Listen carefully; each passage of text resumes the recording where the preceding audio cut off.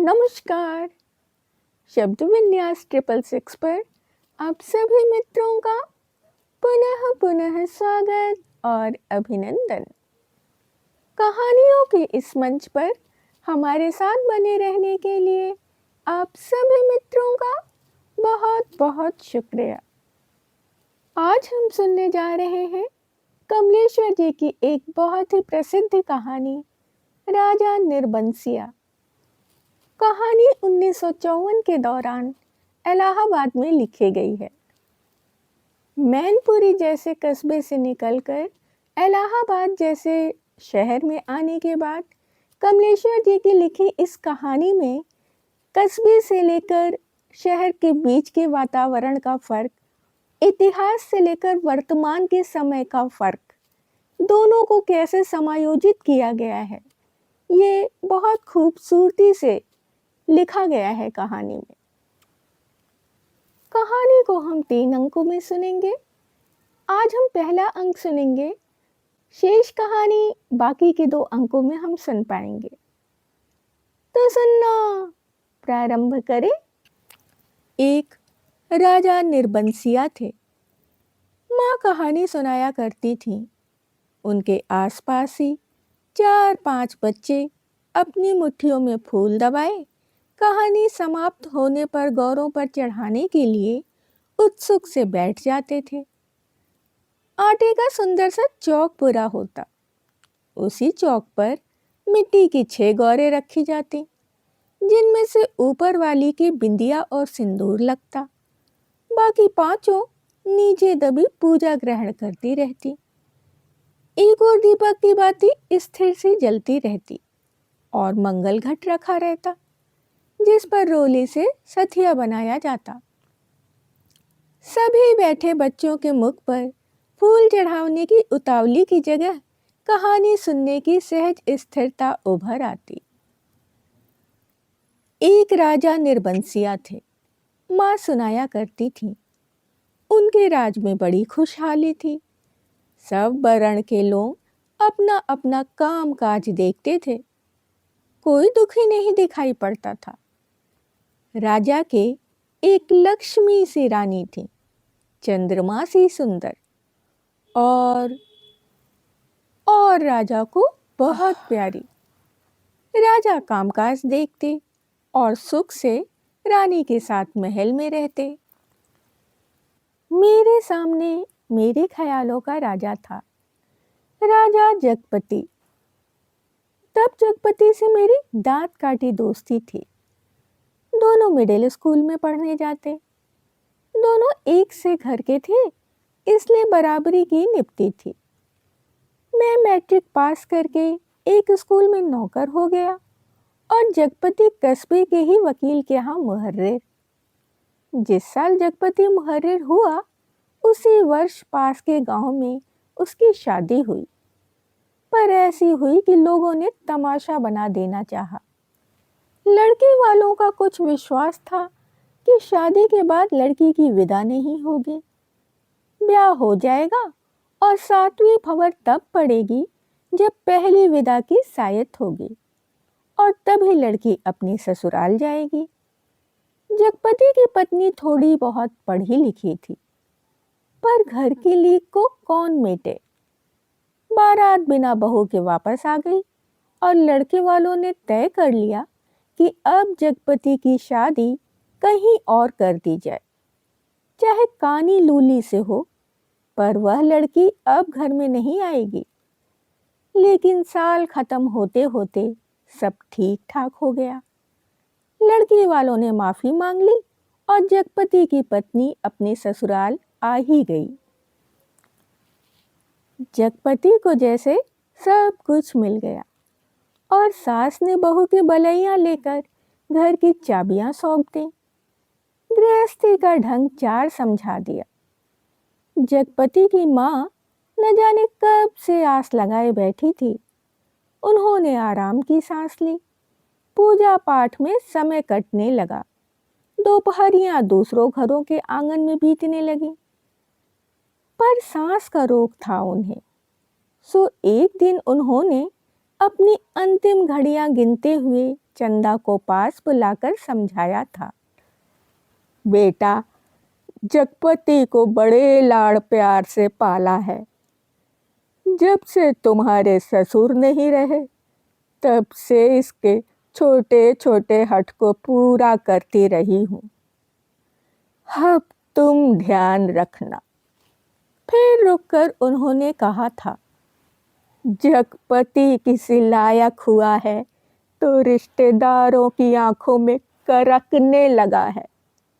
तुम्हारे बाप ने ब्याह के वक्त नादानी की जो तुम्हें विदा नहीं किया। मेरे दुश्मन देवर जोठों को मौका मिल गया। तू मार खड़ा कर दिया कि अब विदा करवाना नाक कटवाना है। जगपति का ब्याह क्या हुआ, उन लोगों की छाती पर सांप लौट गया। सोचा घर की इज्जत रखने की आड़ लेकर रंग में भंग कर दे। अब बेटा, इस घर की लाज तुम्हारी लाज है। आज को तुम्हारे ससुर होते तो भला। कहते कहते माँ की आंखों में आंसू आ गए और वह जगपति की देखभाल उसे सौंपकर सदा के लिए मौन हो गई थी। एक अरमान उनके साथ ही चला गया कि जगपति की संतान हो। 4 बरस इंतजार करने के बाद भी वह गोद में न खिला पाई और चंदा ने मन में सब्र कर लिया था, यही सोचकर कि कुल देवता का अंश तो उसे जीवन भर पूजने को मिल गया है। घर में चारों तरफ जैसे उदारता बिखरी रहती, अपनापा बरसता रहता। उसे लगता जैसे घर की अंधेरी एकांत कोठरियों में वह शांत शीतलता है जो उसे भरमा लेती है। घर की सब कुंडियों की खनक उसके कानों में बस गई थी। हर दरवाजे की चरमराहट पहचान बन गई थी। एक रोज राजा आखेट को गए। माँ सुनाती थी, राजा आखेट को जाते थे तो 7वें रोज जरूर महल में लौट आते थे, पर उस दफा जब गए तो 7वां दिन निकल गया पर राजा नहीं लौटे। रानी को बड़ी चिंता हुई। रानी एक मंत्री को लेकर खोज में निकली और इसी बीच जगपति को रिश्तेदारों की एक शादी में जाना पड़ा। उसके दूर के रिश्ते के भाई दयाराम की शादी थी। कह गया था कि 10वें दिन जरूर वापस आ जाएगा, पर 6ठे दिन ही खबर मिली कि बारात घर लौटने पर दयाराम के घर डाका पड़ गया। किसी मुखबिर ने सारी खबरें पहुंचा दी थी कि लड़की वालों ने दयाराम का घर सोने चांदी से पाट दिया है। आखिर पुश्तैनी जमींदार की इकलौती लड़की थी। घर आए मेहमान लगभग विदा हो चुके थे। दूसरे रोज जगपति भी चलने वाला था, पर उसी रात डाका पड़ा। जवान आदमी भला खून मानता है। डाके वालों ने जब बंदूकें चलाई तो सबकी घिघी बंध गई, पर जगपति और दयाराम ने छाती ठोक कर लाठियां उठा ली। घर में कोहराम मच गया। फिर सन्नाटा छा गया। डाके वाले बराबर गोलियां दाग रहे थे। बाहर का दरवाजा टूट चुका था, पर जगपति ने हिम्मत बढ़ाते हुए हाक लगाई, ये हवाई बंदूकें इन तेल पिलाई लाठियों का मुकाबला नहीं कर पाएंगी, खबरदार। पर दरवाजे तर तर टूटते रहे और अंत में एक गोली जगपति की जांघ को पार करती निकल गई और दूसरी उसकी जांघ के ऊपर कूल्हे में समा कर रह गई। चंदा रोती कलपती और मनौतियां मानती जब वहां पहुंची तो जगपति अस्पताल में था। दयाराम के थोड़ी चोट आई थी। उसे अस्पताल से छुट्टी मिल गई थी। जगपति की देखभाल के लिए वहीं अस्पताल में मरीजों के रिश्तेदारों के लिए जो कोठरियां बनी थीं, उन्हीं में चंदा को रुकना पड़ा। कस्बे के अस्पताल से दयाराम का गांव 4 कोस पड़ता था। दूसरे तीसरे वहां से आदमी आते जाते रहते, जिस सामान की जरूरत होती पहुंचा जाते। पर धीरे धीरे उन लोगों ने भी खबर लेना छोड़ दिया। एक दिन में ठीक होने वाला घाव तो था नहीं। जांग की हड्डी चटक गई थी और कूल्हे में ऑपरेशन से 6 इंच गहरा घाव हो गया था। कस्बे का अस्पताल था। कंपाउंडर ही मरीजों की देखभाल करते। बड़ा डॉक्टर तो नाम के लिए था या कस्बे के बड़े आदमियों के लिए। छोटे लोगों के लिए तो कंपाउंडर साहब ही ईश्वर के अवतार थे।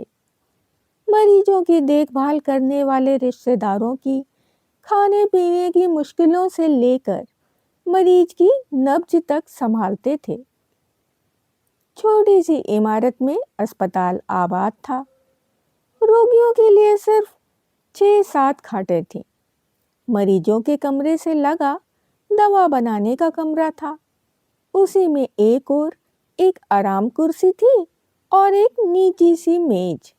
उसी कुर्सी पर बड़ा डॉक्टर आकर कभी कभार बैठता, नहीं तो बचन सिंह कंपाउंडर ही जमा रहता। अस्पताल में या तो फौजदारी के शहीद आते या गिर गिराकर हाथ पैर तोड़ लेने वाले एक आध लोग।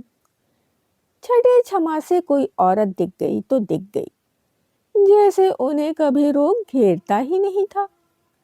कभी कोई बीमार पड़ती तो घर वाले हाल बता के 8-10 रोज की दवा एक साथ ले जाते और फिर उसके जीने मरने की खबर तक ना मिलती। उस दिन बचन सिंह जगपति के घाव की पट्टी बदलने आया।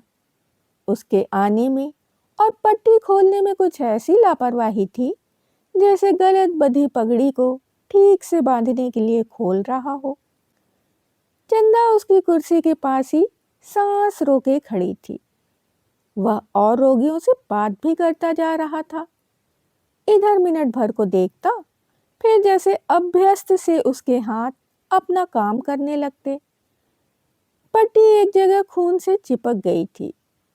जगपति बुरी तरह कराह उठा। चंदा के मुख से चीख निकल गई। बचन सिंह ने सतर्क होकर देखा तो चंदा मुंह में धोती का पल्ला खोसे अपनी भयातुर आवाज दबाने की चेष्टा कर रही थी। जगपति एक बारगी मछली सा तड़प कर रह गया। बचन सिंह की उंगलियां थोड़ी सी थरथराईं कि उसकी बाह पर टप से चंदा का आंसू चू पड़ा।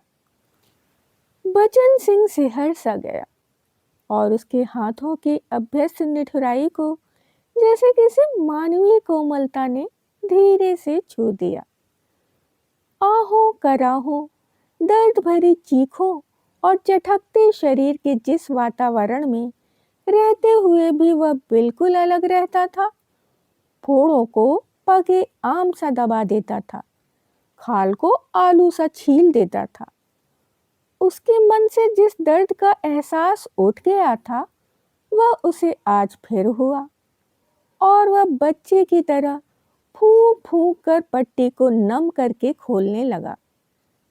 चंदा की ओर धीरे से निगाह उठाकर देखते हुए फुसफुसाया, छ रोगी की हिम्मत टूट जाती है ऐसे। पर जैसे यह कहते कहते उसका मन खुद अपनी बात से उचट गया। यह बेपरवाही तो चीखों और कराहों की एक रास्ता से उसे मिली थी, रोगी की हिम्मत बढ़ाने की कर्तव्य निष्ठा से नहीं। जब तक वह घाव की मरहम पट्टी करता रहा तब तक किन्हीं 2 आंखों की करुणा उसे घेरे रही और हाथ धोते समय वह चंदा की उन चूड़ियों से भरी कलाइयों को बेझिझक देखता रहा जो अपनी खुशी उससे मांग रही थी। चंदा पानी डालती जा रही थी और बचन सिंह हाथ धोते धोते उसकी कलाइयों, हथेलियों और पैरों को देखता जा रहा था। दवा खाने की ओर जाते हुए उसने चंदा को हाथ के इशारे से बुलाकर कहा, दिल छोटा मत करना, जांग का घाव तो 10 रोज में भर जाएगा। कूल्हे का घाव कुछ दिन जरूर लेगा। अच्छे से अच्छी दवाई दूंगा। दवाइयाँ तो ऐसी हैं कि मुर्दे को चंगा कर दे, पर हमारे अस्पताल में नहीं आती। फिर भी तो किसी दूसरे अस्पताल से नहीं आ सकती वो दवाइयाँ? चंदा ने पूछा। आ तो सकती है, पर मरीज को अपना पैसा खर्च करना पड़ता है उनमें, बचन सिंह ने कहा। चंदा चुप रह गई तो बचन सिंह के मुंह से अनायास ही निकल पड़ा।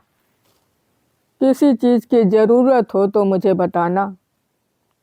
रही दवाइयाँ तो सो कहीं न कहीं से इंतजाम करके ला दूंगा। महकमे से मंगाएंगे तो आते आते महीनों लग जाएंगे। शहर के डॉक्टर से मंगवा दूंगा। ताकत की दवाइयों की बड़ी जरूरत है उन्हें। अच्छा, देखा जाएगा। कहते कहते वह रुक गया। चंदा ने कृतज्ञता भरी नजरों से उसे देखा और उसे लगा जैसे आंधी में उड़ते पत्ते को कोई अटकाव मिल गया हो। आकर वह जगपति की खाट से लगकर बैठ गई। उसकी हथेली लेकर वह सहलाती रही, नाखूनों को अपने पोरों से दबाती रही। धीरे धीरे बाहर अंधेरा बढ़ चला। बचन सिंह तेल की एक लालटेन लाकर मरीजों के कमरे के एक कोने में रख गया। चंदा ने जगपति की कलाई दाबते दाबते धीरे से कहा, कंपाउंडर साहब कह रहे थे। और इतना कहकर वह जगपति का ध्यान आकृष्ट करने के लिए चुप हो गई। क्या कह रहे थे? जगपति अनमने स्वर में बोला, कुछ ताकत की दवाइयां तुम्हारे लिए जरूरी हैं। मैं जानता हूं, पर देखो चंदा, चादर के बराबर ही पैर फैलाए जा सकते हैं। हमारी औकात इन दवाइयों की नहीं है। औकात आदमी की देखी जाती है कि पैसे की? तुम तो देखा जाएगा। कंपाउंडर साहब इंतजाम कर देंगे। उनसे कहूंगी मैं। नहीं चंदा, उधार खाते से मेरा इलाज नहीं होगा, चाहे कि 4 दिन लग जाएं। इसमें तो तुम नहीं जानती, कर्ज कोढ़ का रोग होता है। एक बार लगने से तन तो गलता है, मन भी रोगी हो जाता है। लेकिन कहते कहते वह रुक गई। जगपति ने अपनी बात की टेक रखने के लिए दूसरी ओर मुंह घुमा लिया और तीसरे रोज जगपति के सिरहाने कई ताकत की दवाइयां रखी थीं और चंदा के ठहरने वाली कोठरी में उसके लेटने के लिए एक खाट भी पहुंच गई थी। चंदा जब आई तो जगपति के चेहरे पर मानसिक पीड़ा की असंख्य रेखाएं उभरी थीं, जैसे वह अपनी बीमारी से लड़ने के अलावा स्वयं अपनी आत्मा से भी लड़ रहा हो, चंदा की नादानी और स्नेह से भी उलझ रहा हो और सबसे ऊपर सहायता करने वाले की दया से जूझ रहा हो। चंदा ने देखा तो जैसे वह यह सब सह न पाई। उसके जी में आया कि कह दे, क्या आज तक तुमने कभी किसी से उधार पैसे नहीं लिए? पर वह तो खुद तुमने लिए थे और तुम्हें मेरे सामने स्वीकार नहीं करना पड़ा था, इसीलिए लेते झिझक नहीं लगी। पर आज मेरे सामने उसे स्वीकार करते तुम्हारा झूठा पौरुष तिलमिला कर जाग पड़ा है। पर जगपति के मुख पर बिखरी हुई पीड़ा में जिस आदर्श की गहराई थी, वह चंदा के मन में चोर की तरह घुस गई और बड़ी स्वाभाविकता से उसने उसके माथे पर हाथ फेरते हुए कहा, ये दवाइयाँ किसी की मेहरबानी नहीं है। मैंने हाथ का कड़ा बेचने को दे दिया था, उसी से आई हैं। मुझसे पूछा तक नहीं। और जगपति ने कहा और जैसे खुद मन की कमजोरी को दाब गया। कड़ा बेचने से तो अच्छा था कि बचन सिंह की दया ही ओढ़ ली जाती।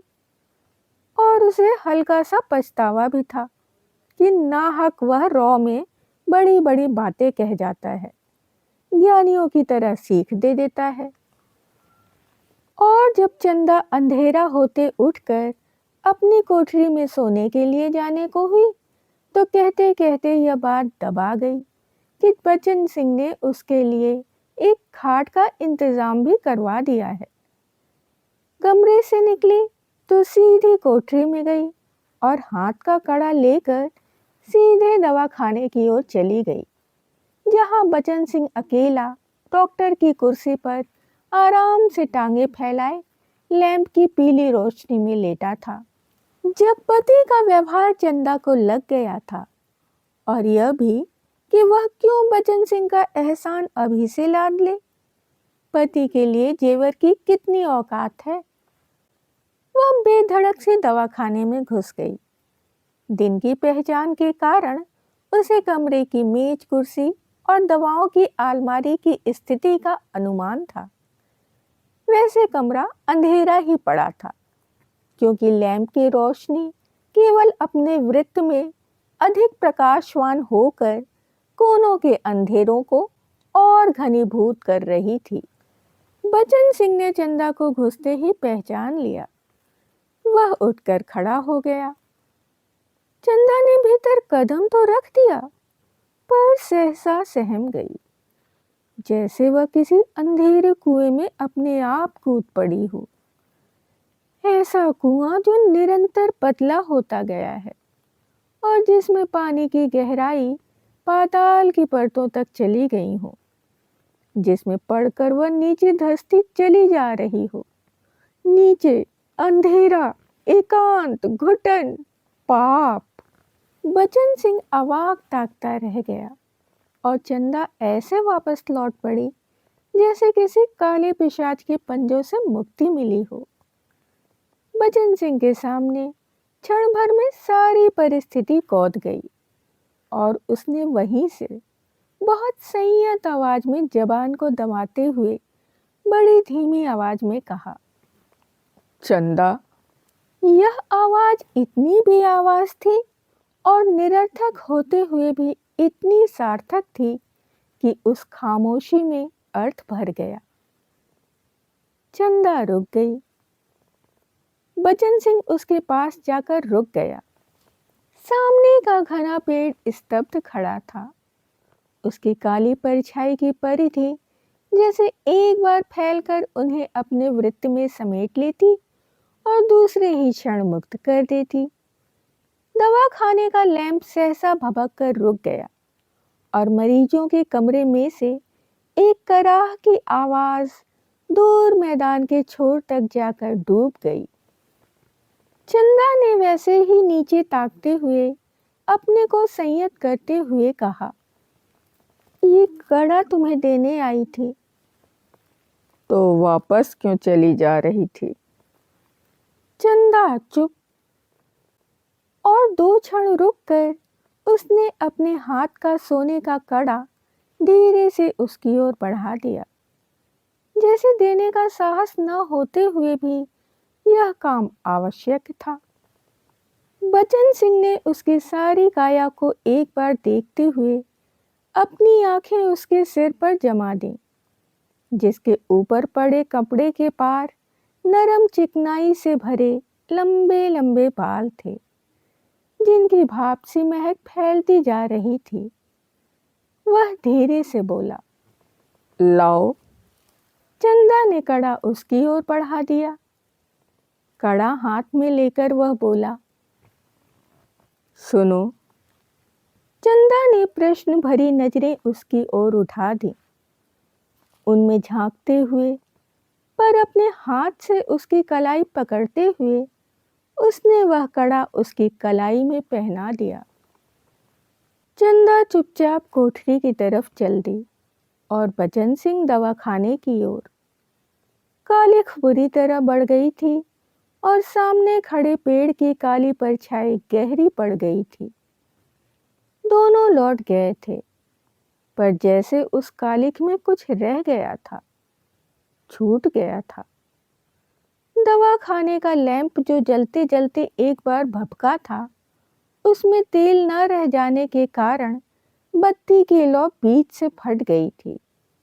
उसके ऊपर धुएं की लकीरें बल खाती सांप की तरह अंधेरे में विलीन हो जाती थीं। सुबह जब चंदा जगपति के पास पहुंची और बिस्तर ठीक करने लगी, तो जगपति को लगा कि चंदा बहुत उदास थी।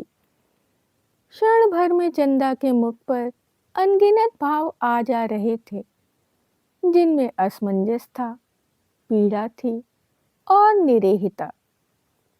कोई अदृश्य पाप कर चुकने के बाद हृदय की गहराई से किए गए पश्चाताप जैसी धूमिल चमक। आज हम कहानी को यहीं विराम देते हैं। शेष कहानी अगले अंकों में हम सुनेंगे। यदि कहानी आपको पसंद आ रही हो तो आप इसे लाइक कर सकते हैं, मित्रों और परिवारजनों में शेयर भी कर सकते हैं। जो भी नए सदस्य चैनल पर आए हैं, वो चैनल को सब्सक्राइब कर लें और बेल आइकन को दबाना बिल्कुल भी ना भूलें। इससे कोई भी नई कहानी अपलोड होने पर सबसे पहले आप तक पहुंचेगी। कहानियों और उनके प्रस्तुतिकरण से संबंधित यदि कोई विचार, सुझाव, आलोचना या फरमाइश आपके पास हो तो उसे कमेंट्स के जरिए हम तक आने दें। इसके अतिरिक्त अपने पसंद की कोई कहानी, उपन्यास या अपने पसंदीदा किसी लेखक की कोई रचना अगर आप हमारे द्वारा सुनना चाहते हैं तो उसके लिए भी आप हमें कमेंट्स में लिख सकते हैं। अभी के लिए विदा।